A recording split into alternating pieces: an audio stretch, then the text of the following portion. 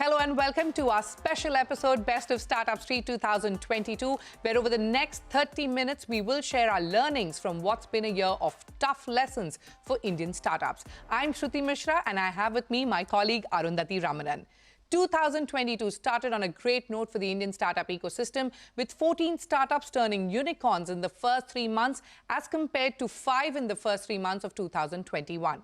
However, as the funding winter set in, the pace of startups turning unicorns dropped and only 21 of them entered the coveted club in 2022 as against 44 in 2021, according to data intelligence platform Venture Intelligence. After the 2021 boom, 2022 was a year of reckoning for Indian startups. It has been a year where the tenacity of startups was tested. It wasn't all about valuations, but about value creation, focusing on unit economics, underlined by a major funding crunch, huge losses, restructuring, and what has all of this led to? It's layoffs. 18,000 pink slips were handed out by startups this year. Arundhati, there were job cuts across sectors and across some of the most well-funded startups of India. Take us through the details. That's absolutely right, Shruti. Weaker markets, global uncertainties, and the worry of a global recession put a spanner in the works for startups across India and the world in 2022. As of December 8th, close to 18,000 employees were laid off by 52 Indian startups, which included a whole host of unicorns and soonicorns. Of the total employees fired by Indian startups, 15,424 of them worked for Edtech, e-commerce or consumer services sectors. It's not just startups. Tech layoffs across the world impacted 135,000 employees, with thousands in India in the potential line of fire. Meta, Amazon, Microsoft, Twitter, Netflix, and many of the global players handed out pink slips. Back home, SaaS unicorn Chargebee laid off about 142 people, or 10% of its staff, citing adverse macroeconomic conditions. Oyo Rooms laid off about 600 employees. Ola laid off over 1,200 employees. Cars24 laid off another 600. MPL laid off over 100 workers. Blinkit gave out pink slips to 1,600 people, while Meesho laid off 450 people. And I haven't even begun to mention the layoffs across the edtech space, the sector that struggled the most in 2022. So let's go across to my colleague Aishwarya Anand, who's standing by with how brutal the layoffs have been across India's edtech sector. Aishwarya. That's right. After enjoying 2 years of hypergrowth when everything went online, the Indian edtech startups had to learn some tough lessons in 2022. Massive layoffs, shutdowns, raging cash crunch, offline shift, and most important of all, the search for profits. Edtechs account for close to 50% of the 18,000 plus layoffs at the Indian startups this year. That's about 9,000 jobs cut. Majority of the layoffs have come from the K-12 segment, from the most valued, most funded Byju's, Unacademy and Vedantu. In addition, players like Teachment, Eruditus, Practically and others have also cut jobs to cut costs.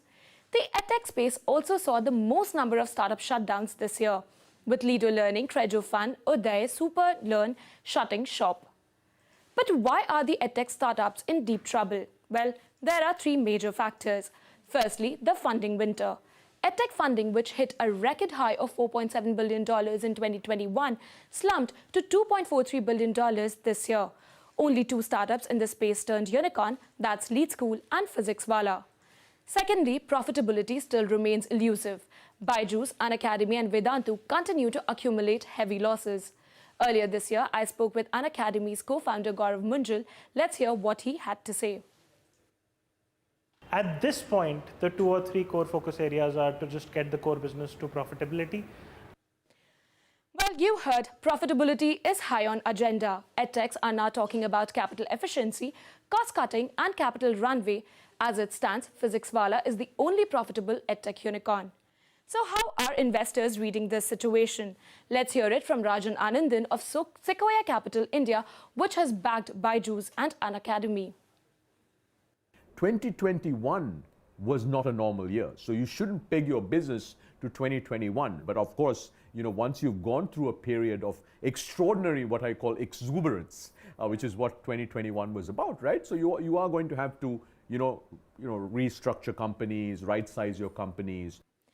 Meanwhile, with schools opening up, more and more students are now returning to offline classrooms. As a result, Byju's, Unacademy, Vedantu and PhysicsWala are all spending heavily to set up physical coaching centers.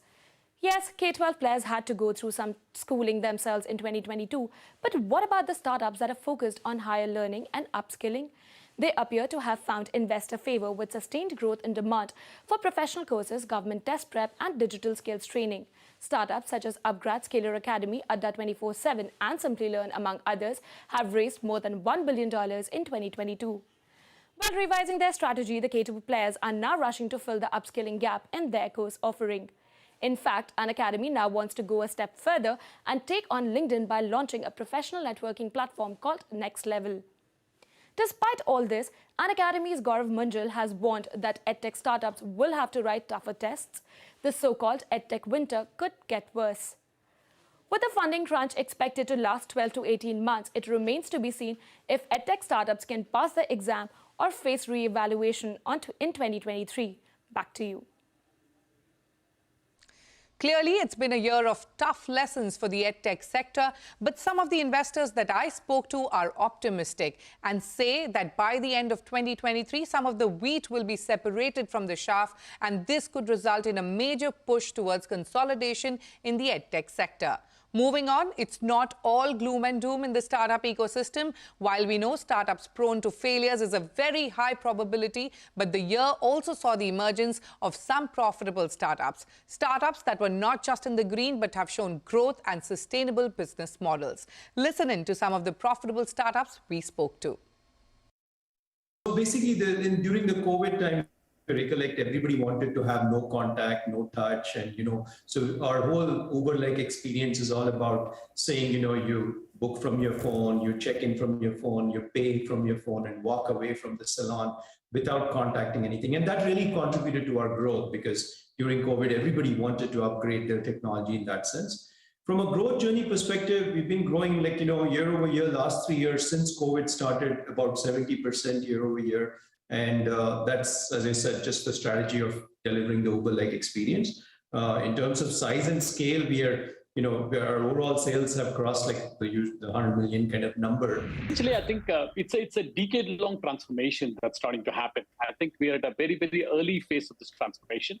The company is kind of starting to build out scale. Obviously, we're looking for acquisitions, tech tuck-ins, kind of look at how fast can we actually kind of expand from a market standpoint. Model being kind of scaled up quite sustainably and with a lot of discipline, and therefore the bank also came in as one of our investors. While having said that, yes, we are using this fund to kind of increase our product portfolio. Definitely, so we being a lending company, there is a certain the debt leverage, equity to debt leverages has to be maintained in a healthy equation. So therefore, the equity infusion will further strengthen us to kind of increase our the entire AUM and whatnot. And we are definitely looking to kind of add much more products to our product portfolio, what we are offering to our customers today.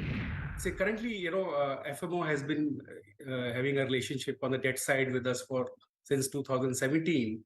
This participation on the equity side is going to, strengthen our capital base, and we are, a strong foundation is being laid for a high growth next year. So we're going to grow by around 20% this year, and the next year growth target for us is close to 40%. So this fresh equity infusion is going to strengthen our overall capital position and also going to accelerate our growth plans. So we intend to replicate the audio story in the wearable segment and become leaders there. And so the idea for delaying the IPO was to invest significantly in the wearable space. We spoke to investors. We found so much interest in both that even without doing a formal process of fundraising, we were able to secure these funds in a very short amount of time, which shows the confidence and conviction investors have in the both story. After a remarkable 2021, the current year is what we could call a drag for Indian startups in terms of attracting investments. There wasn't a single billion-dollar check handed out to an Indian startup in 2022, and star investors in 2021 like SoftBank and Tiger Global refrained from mega deals this year. Sample this. 2021 saw over 1,200 deals worth about $35,462 million, while 2022 saw 1,119 deals worth about $23,736 million. Some of the biggest deals of the year included Daily Hunt, which bagged $805 million, followed by Swiggy, which bagged $700 million, and then Edtech major Byju's raised about $665 million, rounding up the three biggest deals of 2022. Finally, let's take a look at the sectors which got the most amount of funding. E-commerce saw 147 deals worth about $5,253 million, which was lesser than the figure that it saw last year, which was in 2021. Fintech saw 228 deals in 2022, which was mildly lower than the 243 deals that the sector saw last year. But enterprise SaaS companies bucked the trend to see about 264 deals in 2022 at about $4,700 million versus the 253 deals that it saw in the previous year. I've listed out the top investments of the year, but Shruti, what about M&A activity? Consolidation across many sectors is what is to be expected? Yes, absolutely, Arundhati. Smaller startups in the consumer space became acquisition targets for larger unicorns like Byju's, Vedantu, Cred, Zomato, and others. But that's not all. Larger corporates such as the Tatas, Reliance, ITC, HUL, and Aditya Birla also acquired startup players to up their digital game. 2022 saw 229 mergers and acquisitions, 9% higher than in 2021. The enterprise sector saw the highest number of merger and acquisitions within the startup ecosystem. However, the funding winter could see the number of consolidations only increase further. The merger of short video platform Mix MX Takatak with ShareChat's Moj was the biggest M&A deal of 2022. We were tracking these deals on Startup Street. Here's a snapshot. For us, as you know, we are in the lifelong learning space, and in the lifelong learning space, there are about 100 million plus professionals plus college learners who are going through this lifelong learning ecosystem play. So for Upgrad, we had been largely very much focused on creating a strong B2C presence, and that's what the entire focus for Upgrad had been. But with Harappa coming in, we expand beyond B2C and establish a much stronger and sharper presence in the B2B and the enterprise learning space. That's the number one reason, and that's the number one synergy that we saw. The second thing that we sort of looked at, Shruti, was the fact that we have done a lot of work and fair amount of work in the hard skills domain, whether it is computer science, AI, machine learning, data science, so on and so forth. But with Harappa, we expand into the domain of soft skills, thrive skills, and leadership skills, etc. And that expands the product portfolio for us. And lastly, I would not go away without saying that we do get two phenomenal founders, both Pramath and Shreyasi. So the first thing that excites me is this is our first brand that you can consume every day. Okay.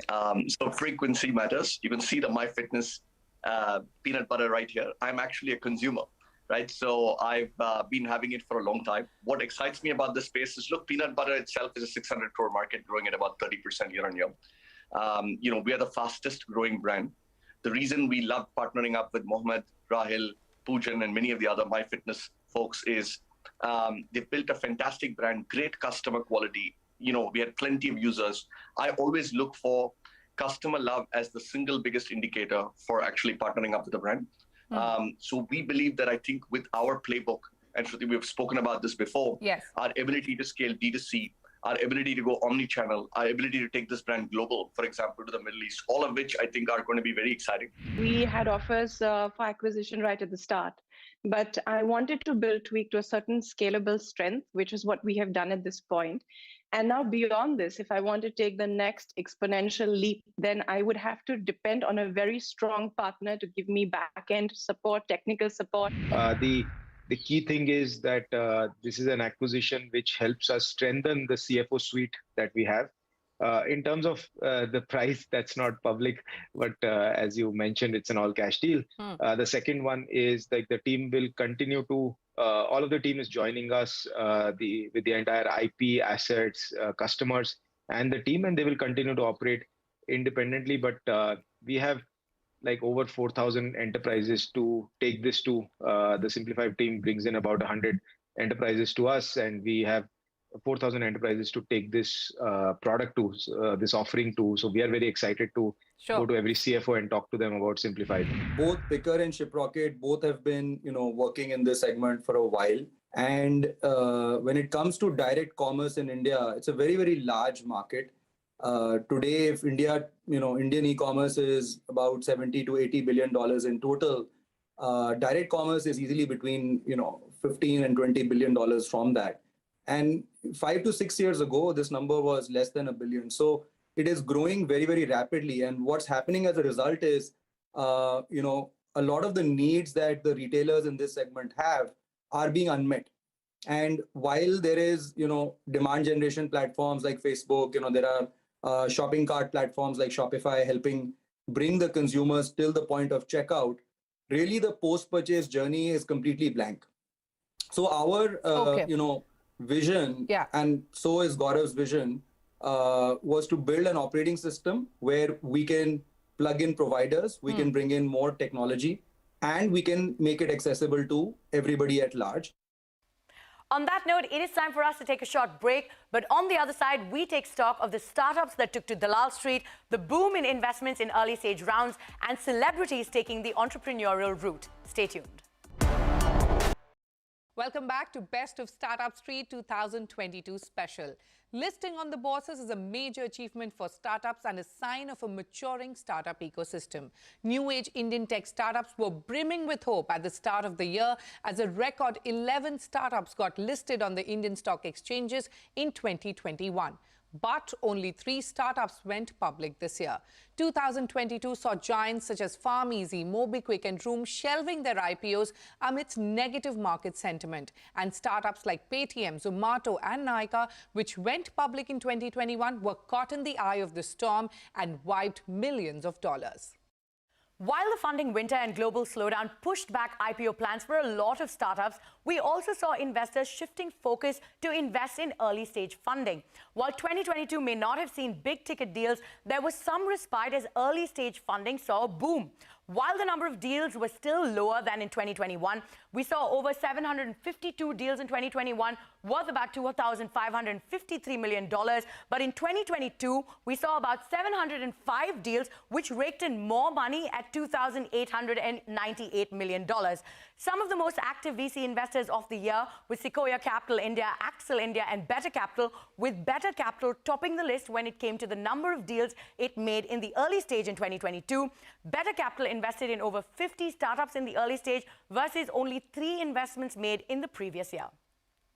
We always believe that good companies, because of the overall scenarios what we are going through in India and being outpaced versus the global peers, we would see equity infusions with the dry powder getting materialized in some manner. But demand for the asset class has really picked up. So we've seen close to 1,000 crores of requirements in the last month standalone, and we've disbursed close to 250 crores a month, which is quite high as per our normal run rates. What is the reason for this shift, and what's the rationale of betting on companies in the early stages? I think, frankly, what's happening is money is either shifted to public markets because it's cheaper, or is shifting downwards, towards pre-seed, seed, to try and get into companies very early, which I think is a strategy in most firms, to try and get into companies early because, that's when, you can get good ownership. We are trying to envision what the future of tomorrow is going to look like, in a year, in 2 years, in 3 years, and these companies will become big over the next 10 years. So that's what we're trying to find. So we are going to make 25 investments from the fund too. We have already made 5 investments, which we have announced, and a couple of them are in the pipeline to get announced in the next couple of months. We typically get in at seed stage, pre-series A stage, or sometimes series A stage. So our first check is typically $500,000 to, let's say, 1.5 to 2 million on the higher side. And then we follow on, as our companies grow and raise more money. We have dry powder of about 40%. So we have room to keep investing for another year or so. At sometime next year, we will start thinking about our next fund. We've had a good run so far. We've had 15 investments, out of which some are looking already at a stage where we are very comfortable with the business model. They're scaling quite well. A whole host of celebrities turned entrepreneurs and investors in 2022 with an eye on India's startup boom. Out of 102 unicorns in India, Mamaearth, Nykaa, the Good Glam Group, and many others received investment from Bollywood actors. Shruti, I can call you our in-house insider to all things Bollywood. What was that experience like? Rapid fires all around? Well, absolutely, Aru. It was such good fun. In fact, I enjoyed putting them on the hot seat. But what's most interesting was that a lot of them are women celebrities turned entrepreneurs. From Priyanka Chopra Jonas, Deepika Padukone, Alia Bhatt to Katrina Kaif, we had them all. We have seen them on the big screen, but we got them on the small screen to talk business. Entrepreneurship is clearly wooing everyone. Take a look. We are global from day one, and it also stems from my own belief as how proud I am of my roots, but also how aware I am of where India stands on the world map today. I think the tweak of 2025 will see growth in the video verticals. We'll see a deeper penetration into the Hindi market. I feel that we will be able to jump across multiple platforms. We reached over 100+ stores in the general trade outlets, and I know that there's many, many more that are going to roll out soon. And then, of course, globally soon, we're also going to be making our foray there. We launched the brand in 2021 in the middle of a pandemic, but it was really exciting because we had an exclusive deal with Target for a year. And then we expanded and we moved to Walmart, CVS, Kroger, Amazon, and now we're obviously expanding to India and coming to a market that I'm really excited about. Plum for me is very, very special because I sort of like have closely spoken to the team and I know what they strongly believe in, and that is extremely equal to what I believe in my life. Like an investor, I mean, before you invest in any brand, you will do your due diligence. You will look at, I mean, as basic as a balance sheet, you will look at what their, what are their, how the company is going to grow. What are their projections? So, I mean, I have kind of studied that, but more than that, I think you need to study the man that you're associating with. Let's do a quick rapid fire. Chief Financial Officer or Chief Creative Officer? What resonates more with you? I think we answered that question. Yeah. Chief Creative Officer. Investment/savings mantra. I would say get good advice, but also stick to your comfort. I think in investment, that's one of the areas I would say maybe, stick to what you feel comfortable with. Tell us, what does Mrs. Funny Bones think of Elon Musk's takeover of Twitter? I used to love Twitter. In the beginning, it was a great platform to engage with people. And I feel it became very toxic. There is a Hindi saying, Loha lohe ko kaatta hai, but I think instead of iron, what would get rid of Loha is rust. So I think Elon Musk is doing the bit of rust quite successfully. That were some rapid answers, and the rise of the startup ecosystem too has been equally rapid. The startup boom began for India only 5 years back. From 1,000 startups in 2016, we have now raised the count to over 90,000 startups. Absolutely, Shruti. So there's no better time to be covering startups than now. So we're excited to see what the next year will hold. But on that note, here's wishing all our viewers a very happy and prosperous new year. More news and updates continue on the other side. Stay tuned.